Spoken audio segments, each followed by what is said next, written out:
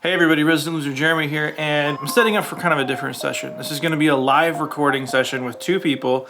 They want a live studio recording, and then we're also going to shoot video on top of this so they can have content for different things. They're going to end up with an EP and videos that they can then share. So how do we set it up? What are the goals? And then how do I completely get out of the way?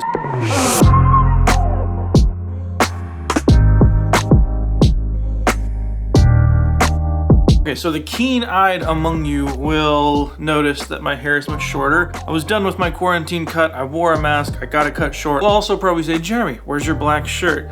It's gray out today. I decided to match the sky. So what are the goals with a session like this? We have two people who are coming to the studio to record something that they want to end up with an EP that they can put on Spotify, iTunes, wherever you consume your music, and they also want to end up with a video. So what are kind of the pieces that go together here? Let's go take a look at the live room. Okay, so here we are in the live room. It's as a little bit of a mess, as you can see, and this is actually after the band has left. So I kind of want to run through what's still here, why we did what we did, so that they could do the job they needed to do. So first off, we've got kind of the area for the guitar player. Now in this group, in this duo, there's really not a lead singer and a backup singer. They're kind of both equally doing things. So I had to set things up with that in mind. Had to keep in mind the video aspect of all this, knowing that we're going to do multiple live takes, but we want to capture a live performance. We're not looking for perfection. We're just looking for the best possible capture of a live performance. Setting things up in a way that would look as good as possible in here because we have the time, we have a cool space, let's use it to the best of our ability, but then also getting the best sound possible, printing things in a way or recording them in a way so that there's very little mixing involved, because too much mixing after the fact of a quote-unquote live, if it's in the studio or actually in a venue, you can easily start to lose that live vibe and what makes it cool. So here's my approach to it. Let me know what you guys think in the comments. I'm not saying this is the end all be all. This is what worked for these guys in this room at this point, and maybe this is going to spark some ideas for you guys to kind of do your own sort of thing, because this is a different type of service you can offer even with a space like this, especially when live shows are a little hard to come by for artists and they need different types of content to then push out to their fans. Let's take a look. So first off, we've got the lighting in here and we need to get that affixed. So much better. That's way more moody. That's way more vibey. It's going to kind of give them stuff to play with. And we can even turn off the lights up above. I'll show you what that looks like.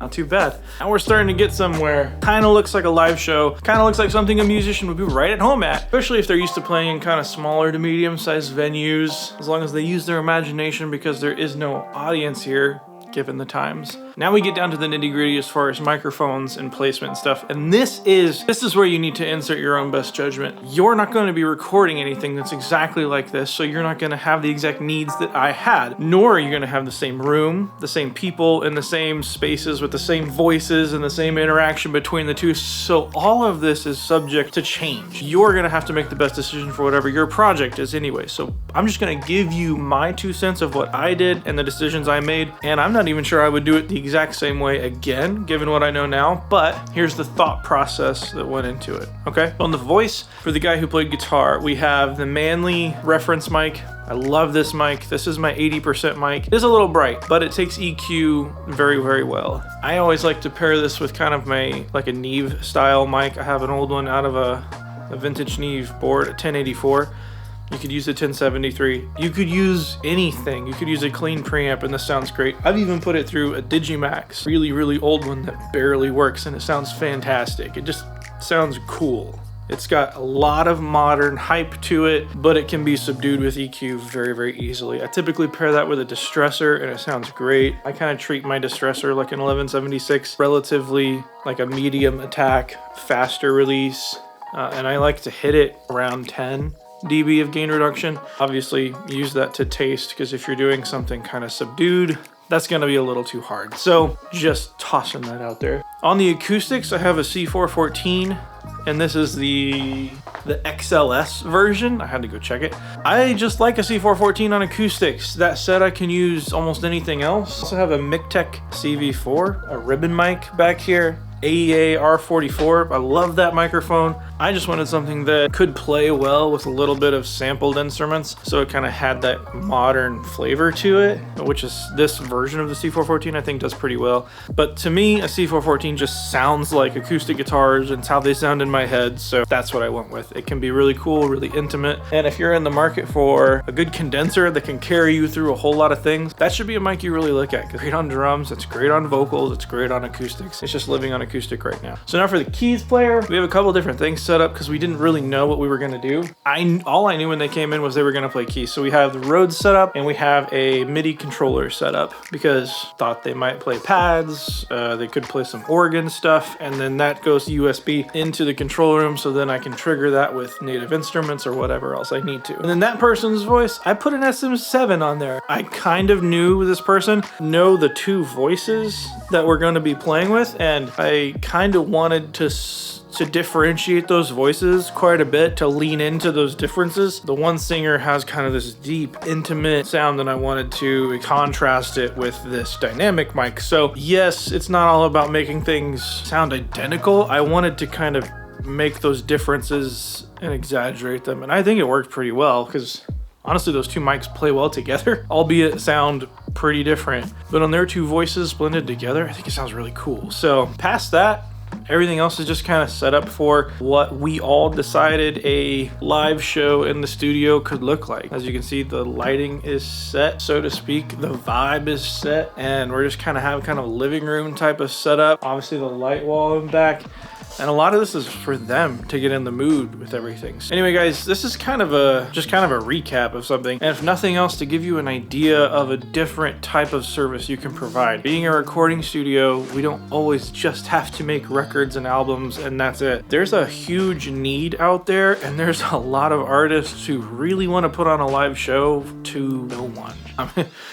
There's no one to put on a live show to. Venues are having a hard time booking shows right now, if they're even willing to book shows right now. People are kind of iffy on whether they want to go to a show right now. And as a local artist, good Lord, how hard was it to get a show to be a success when everything was normal in the world? This is gonna be an interesting one. There's definitely a need for a different type of content, and being in times like this, there's no excuse to not be putting out content. Something like this is very, very quick. They come in, they record, it's basically mixed when they leave because we want to get the best sound going into Pro Tools as possible. I do a little bit of tweaking, sync it to the video, and it's done. I mean, for those of you who have a camera, you don't even have to have a nice camera. Do this with your phone and one of those cheap $60 gimbals. I've literally done that and it looks great. As long as you get enough lighting, because bright pixels are sharp pixels. I am no video master. I'm learning this as I do it, but being able to offer that kind of a service to people and have that value added, just think outside the box. What can you do in your space to help keep you afloat right now? Because times are hard for literally everyone, and it's not about getting people and taking their money,